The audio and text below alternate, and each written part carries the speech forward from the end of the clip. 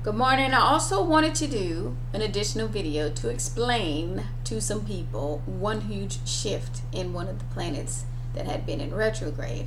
So Neptune, I just literally had a Pisces client yesterday, and I had not been, as of late, following too many of the astrological transits that have been going on. So believe it or not, the last few months what I've been doing is basically just going with dreams, however you want to say it, and linking those prophetically, which, as you can see, has been extremely accurate. But here's the thing that I want to break down. I had the Pisces say, I feel like I've been in some sort of retrograde. You were. Neptune was in retrograde. So to break it down to people, Neptune is a planet that actually associates itself a lot to do with illusions, dreams, okay?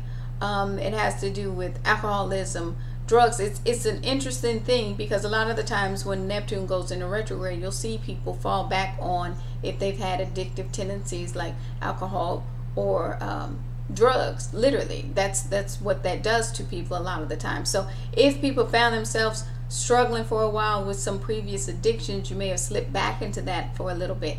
With it also being retrograde, you have to be careful of outright lying, delusional people.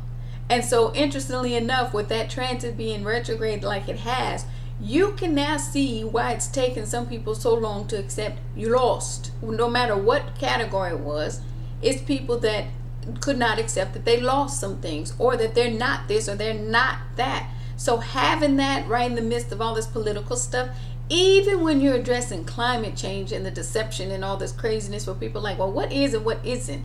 All of that stuff would be affected by Neptune, right? Because Neptune also rules water and all that kind of stuff. So ironically enough, in correlation with some of this flooding crap, if you notice Neptune being in retrograde, a lot of that pulls on the water, however you want to say it in that respect, or affects it. So trust me, astrology is very deep. So understanding that with some of the business things where I was waiting for a while and I'm like, I'm not trusting everybody right now.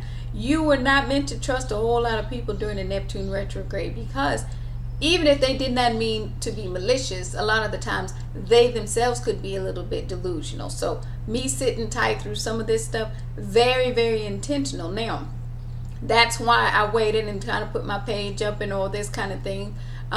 It is also a very spiritual transit. When it's moving forward, people are going to be able to become a little bit more grounded in their spiritual views. That's why the whole thing where I'm like, why are people trying to market so much spiritual stuff and they're not spiritual?